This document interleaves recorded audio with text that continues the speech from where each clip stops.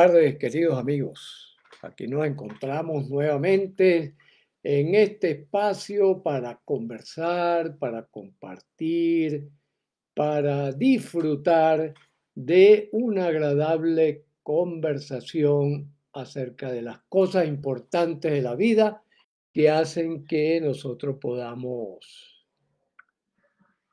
vivir cada vez mejor y mejor. Estoy dándole aquí a esto, pero no sé por qué no me hace caso. Bueno,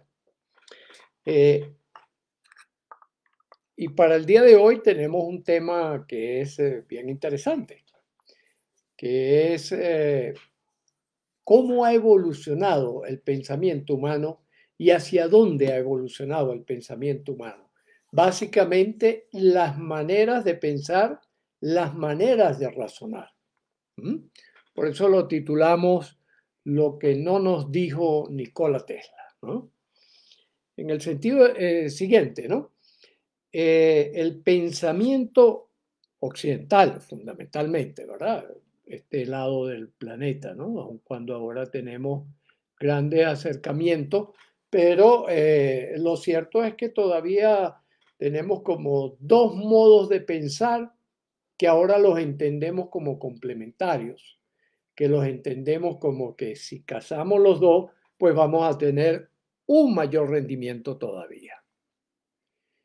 Hasta el siglo XIX, y una vez que se instaló lo que se conoció como la Ilustración, que fue el retomar la manera de razonar en función de las cosas que vamos viendo y que vamos descubriendo, y de razonar desde el punto de vista de la lógica convencional, de la lógica tradicional, de la lógica aristotélica, ¿verdad? Ese fue el paradigma fundamental que además se impuso en las formas de conocimiento más precisas que tenemos, el conocimiento científico. Pero como parte de ese desarrollo, también pasamos por una etapa donde separamos los acontecimientos unos de otros para poderlos estudiar en detalle, ¿no? Es como que yo, si quiero conocer cada una de las piezas de mi Lego, pues estudio cada una de ellas por separado. Y entonces digo, este es el azul, entonces voy a estudiar el azul únicamente y me concentro en el azul. Y por otro lado, estudio la roja y me concentro en la roja, ¿no? Y ahora, ¿qué ocurre cuando yo empiezo a combinarlas? Que se me va complejizando la cosa, lo que hemos llamado precisamente al día de hoy el pensamiento complejo. Se me van conectando las cosas y van subiendo en un nivel de comprensión y en un nivel de abstracción. Esta historia empieza a modificarse a partir de finales del siglo XIX, mediados, finales del siglo XIX, con el estudio más profundo de la electricidad. El fenómeno de la electricidad, que era un fenómeno totalmente extraño, totalmente, digamos, poco explorado en profundidad, un fenómeno también que contradecía o era diferente, podríamos decir, era diferente a lo del resto de los hallazgos fundamentalmente de la física, que nos estaban hablando pues de las cosas que cada cosa tiene su propia identidad, cada cosa es lo que es por sí misma, cada cosa es esa cosa y no puede ser otra, ¿verdad? Y de esa manera, pues, le dimos continuación a lo que se llamó la lógica aristotélica, la forma de razonar en función de ciertos principios que derivaron de la observación de la naturaleza. Esto está o no está, ¿verdad? Pero no puede estar y no estar al mismo tiempo. Sin embargo, con la electricidad ocurrían esas cosas extrañas, ¿no? Maxwell, el mismo Tesla, comenzaron Edison, ¿verdad? Comenzaron a estudiar ese fenómeno y a meter la lupa dentro de ella, ¿no? Posteriormente, con el descubrimiento de la física de partículas o la física subatómica, que hace que entonces esa idea de que había una unidad indestructible, una partícula mínima que tenía la esencia, era por sí misma una característica, pues se termina con las investigaciones sobre la física de partículas. Y allí empieza a cambiar el modo de pensar acerca de la vida. Nos encontramos después con dos grandes descubrimientos extraordinarios realmente. Uno, la cuántica, el estudio de las partículas como tales y su comportamiento, y la teoría de la relatividad de Albert Einstein. Por eso, y por otro lado, Tesla está creando todo este sistema de estudio de la electricidad, donde la energía puede ser entonces convertida en materia a través de su dominio y su conocimiento de las reglas de juego de la energía, ¿no? Por eso, incluso cuando le preguntan a Albert Einstein en una ocasión qué se siente ser el hombre más inteligente del mundo, él dice, yo no lo sé, porque yo no soy el más inteligente, pregúntenle a Tesla. Pregúntenle que ese sí, ese sí, ¿eh? Ese sí es el más inteligente, ¿no? Lo cierto es que entonces entre estos hombres, Planck, Einstein, Tesla, el mismo Edison, van creando una nueva concepción de la vida, van creando una nueva forma de mirar la vida donde ya la energía no está separada de la materia y la energía ya no es una cosa extraña por allí que nadie sabe de qué se trata, y la materia está conformada por energía, ¿verdad? Siempre hago mención de la conclusión del famoso artículo de 1905 de Albert Einstein, donde explica o argumenta matemáticamente el sostén de la teoría especial de la relatividad, que termina diciendo la materia es una medida de la energía que tiene un cuerpo. O sea que hay materia o masa, materia y energía quedan en un matrimonio indisoluble. Y producto de ese matrimonio indisoluble nos terminamos de dar cuenta de que las cosas tienen una transformación permanente. ¿Por qué? Porque la energía es movimiento y ese movimiento implica cambio permanente. Un gran abrazo para Arturo y para Natalia también, que se están incorporando por Facebook, ¿no? Los que se van incorporando por acá, por Instagram, los voy saludando en la medida que se van incorporando, aunque tengo aquí con Giancarlo, tengo ahí una dificultad, le doy el botoncito y no me hace caso, no sé qué pasa, ¿no? Entonces, ese cambio arrastra un montón de consecuencias sobre la vida cotidiana, que la mayoría de las personas no conectamos este conocimiento que nos ha dado un cambio paradigmático tremendo, no lo solemos conectar con la cotidianidad. Es como que lo viésemos aparte. Es a partir de los años 40, 50 y hasta 60 del siglo pasado que aparecen dos planteamientos claves para poder entender la complejidad de la vida. Uno es la cibernética, es decir, la idea de que las cosas van en proceso de transformación en la medida en que van interactuando con el entorno, ¿ya? Y la teoría general de sistemas.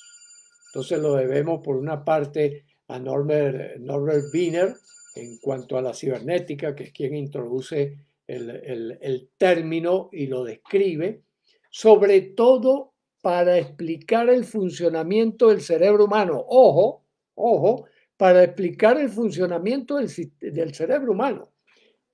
Esta pelotica de grasa que utilizamos para tomar todas las decisiones que tomamos en la vida, las de cada instante, la decisión de respirar, la decisión de tener una temperatura, la decisión de tener hambre, la decisión de tener sed, la decisión de tener o no tener deseo sexual, la necesidad o no de estudiar, de conocer, de descubrir, de experimentar la curiosidad, la necesidad de intercambiar unos con otros, todas esas actividades son modelos cibernéticos.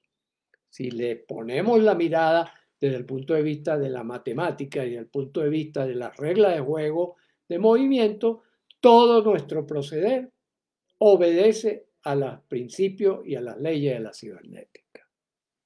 Y la cibernética, por supuesto, muy fácilmente podemos trasladarla, disculpen, a la teoría general de los sistemas. ¿Qué es un sistema? ¿Verdad? Y esta pregunta me la hacían unas personas la semana pasada y por eso fue que decidí que la hablemos claro de esta semana, sería eso. Porque me decían, no terminamos de entender lo que es un sistema, ¿ya? Entonces yo les dije, bueno, miren, vamos a buscar una manera muy sencilla de entenderlo. Y dándole vuelta y conversar con ellos, llegamos a al siguiente ejemplo o conclusión. Un frasco. Un frasco es un sistema. ¿Qué es lo que hace que un frasco sea un sistema? Que simplemente sus componentes, en este caso frasco, tapa y etiqueta, ¿verdad? Interactúan entre sí, ¿verdad? Para formar un complejo, ¿verdad? Que tiene propiedades que van más allá de las propiedades de sus partes constituyentes. Eso es un sistema. ¿Ya? Entonces tenemos frasco, tapa, etiqueta. Cuando yo los pongo a interactuar entre ellos, producen un resultado que es este producto. No le estoy haciendo propaganda, sino que lo tengo por aquí, pues lo uso, ¿no? ¿No? Este es una pasta dental, ¿no? Entonces, pasta dental. Esa propiedad no está, ¿verdad? Eso formaría parte del contenido que también se suma, ¿verdad? ¿Qué contiene el frasco, ¿no? El frasco contiene la pasta dental. Pero entonces lo que lo hace que esta presentación sea lo funcional que nosotros recogemos en este producto es lo que en sistemas denominamos propiedad emergente. Un gran abrazo, Germán, querido hermano, con mucho gusto. ¿Ya? Entonces, esto es lo que llamamos un sistema. Este es un sistema simple, sencillo. Tiene 1, 2, 3, 4 componentes. 4 componentes que al ponerlos a interactuar, como les digo, tienen una propiedad mayor, ¿no? Lo mismo podemos decir de nuestro queridísimo Lego, ¿verdad? Que con esto siempre me estoy recordando de qué es que se trata la vida, ¿no? Esto lo tengo yo aquí en mi escritorio y tengo varios Lego por todos lados. ¿Por qué? Porque esto me sirve de recordatorio de cómo es la vida, ¿no? De cómo la vida es esa interacción entre distintos componentes que yo puedo combinar y permutar de distintas maneras para tener una resultante. Y que ese resultado, que es la forma que yo le dé a este mini edificio, ¿verdad? Conformado por estos componentes, ¿verdad? Puedo hacer un edificio más alto. La propiedad de ser un edificio, de ser un modelo de edificio, en este caso, ¿verdad? No se la podemos atribuir a cada uno de los componentes, sino que se lo tenemos que atribuir a la manera como están combinados y permutados entre sí, ¿verdad? Para producir la resultante que produce. Vamos un poquito más allá. Un sistema un poco más complejo. Complejo que significa, recordemos, tejido. Está tejido. Por eso es que constituye un sistema, porque está tejido, ¿verdad? El puño, ¿verdad? Por ejemplo, cuando yo cierro la mano y se convierte en puño, la propiedad puño es la resultante de la interacción de todos los dedos con los huesos de la mano y conectados a su vez con todo el sistema nervioso que hace que eso sea posible y los vasos que nutren para que yo pueda hacer el movimiento. Entonces constituye un sistema, ¿no? Y de la misma manera, el sistema mano forma parte del sistema brazo, que forma parte del sistema cuerpo, ¿no? Entonces, fíjense que los sistemas se van organizando en forma de matrioshka, ¿no? Entonces, yo tengo aquí el sistema cuerpo, ¿verdad? El sistema cuerpo, que yo lo puedo desmenuzar en el sistema brazo, ¿verdad? Y que lo puedo desmenuzar un poquito más en el sistema mano y así puedo llegar hasta los dedos o seguir dependiendo de cuánto quiero observar y qué es lo que estoy buscando, pues yo voy a ir a un nivel u otro nivel. Eso es lo que llamamos los niveles de organización de los sistemas. Entonces, en la vida podemos decir el sistema macro, que es la vida, ¿verdad? Dentro de la vida estamos los seres vivos, como un subsistema. Dentro de los seres vivos estamos los animales, como otro subsistema. Dentro de los animales estamos los seres humanos, como parte del subsistema. ¿Ya? Y fíjense que en eso hubo un fenómeno muy interesante que es importante tomar en consideración. En primer lugar, todo el universo conforma un sistema. El sistema planetario es un sistema. La Tierra es un sistema. ¿Y qué ocurrió en la Tierra o dentro de la Tierra? Es una pregunta que no la podemos responder bien por ahora, ¿verdad? Que apareció, bien sea porque vino de fuera, es una de las teorías. La otra es que se generó desde la misma sopa fundamental de la que hablaba Oparín y han hablado tantos estudiosos del origen de los seres vivos, que fue la aparición del ADN. Con la aparición del ADN, los sistemas se cargaron de energía autónoma que les permite, utilizando la energía que viene de fuera, almacenarla en unas ¿cómo se llama? En unas baterías. En nuestro caso, por ejemplo, los animales almacenamos esa energía en lo que se conoce como mitocondrias. En las mitocondrias almacenamos la energía que nos permite actuar, que nos permite hacer cosas. Y después, en esos animalitos, ¿verdad? Que fuimos en algún momento, surgió otro salto cuántico importantísimo. La aparición del significado, la aparición del lenguaje. El lenguaje, en forma de protolenguaje en la mayoría de los animales, ¿verdad? En nosotros adquirió un carácter todavía mucho más revolucionario, mucho más intenso, que hizo que, bueno, que tengamos el lenguaje articulado, el lenguaje hablado, el lenguaje escrito, que tengamos la propiedad que denominamos la propiedad semiótica, ¿no? Sí, la semiosis es la forma como nosotros sustituimos algo por un representante que representa, valga la redundancia, que representa a esa otra cosa, y por lo tanto yo la puedo utilizar aun cuando no la tenga presente.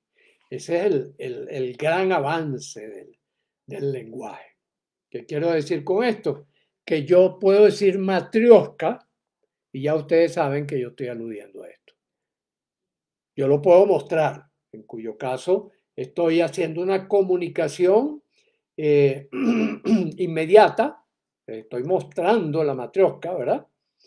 Pero también yo puedo decirle a ustedes la matrioshka. Aquella matrioshka que en algún momento les mostré y ustedes saben de qué estoy hablando. Esa es la magia del lenguaje. Esa es la gran particularidad en donde está entonces concentrado todo el poder de toma de decisiones de nosotros los humanos.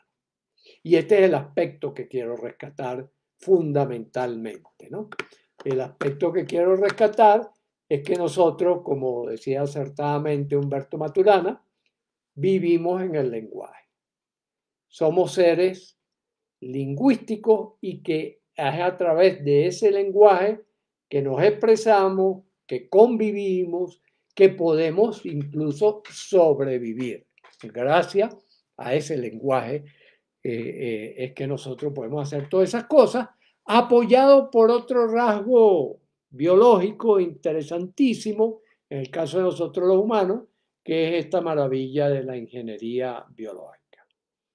Con la mano hemos podido transformar las cosas en la naturaleza y por lo tanto hemos podido convertirnos en humanos, en lo que llamamos humanos, donde el lenguaje afectivo, el lenguaje cognitivo, el lenguaje motor y el lenguaje de interacción son las claves mayores para nosotros poder sobrevivir, convivir y vivir a gusto.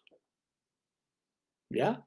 Y por eso es que cuando nosotros metemos la lupa en qué es un lenguaje, decimos el lenguaje es un código, es decir, un manual de instrucciones, ¿verdad?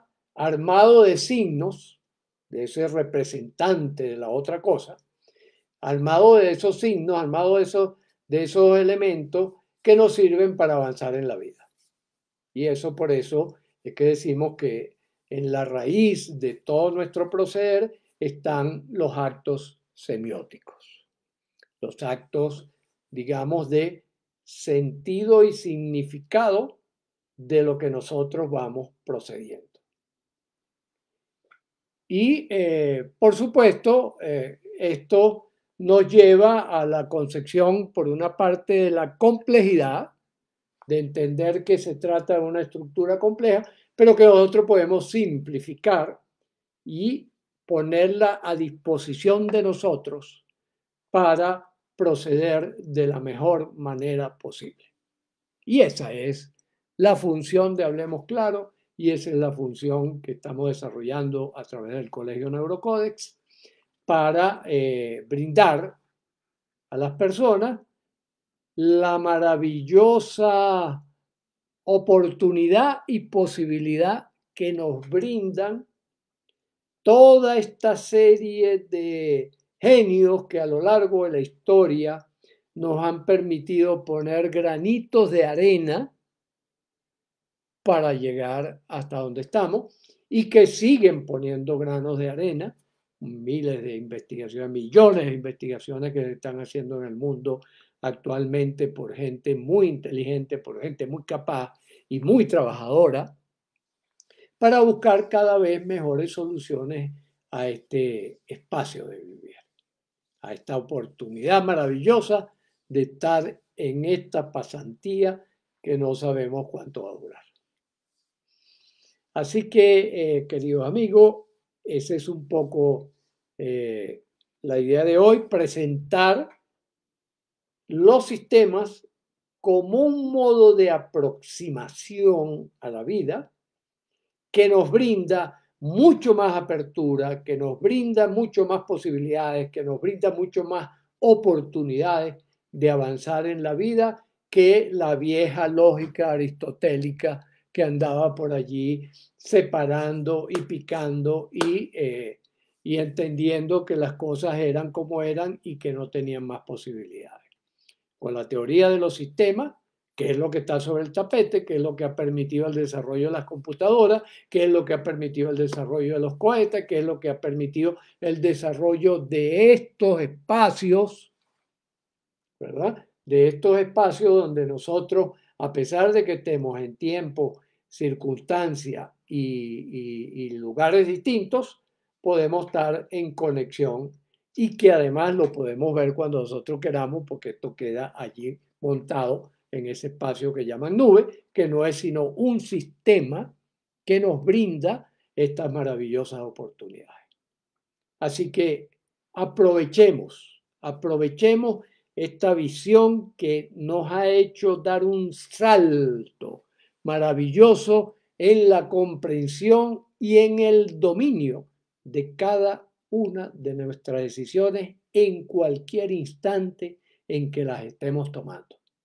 En la medida en que, bueno, sabemos utilizar las ecuaciones correspondientes, sabemos comportarnos como corresponde en función de cómo dominamos nuestras percepciones, nuestros pensamientos, nuestras emociones, nuestros sentimientos y nuestras acciones. No sé si alguien tiene algún comentario, alguna pregunta por allí. Por aquí, ok. De tal manera que, bueno, entonces por el día de hoy, suficiente, ¿verdad? Para la próxima semana les tengo otra sorpresa. Estoy conversando a ver cuál es el tema, pero vendremos con otra aproximación hacia esta maravillosa experiencia de estar en esta pasantía en el mundo extensional, sin olvidar el mundo social, el mundo espiritual y el mundo mental. Un abrazo y seguimos.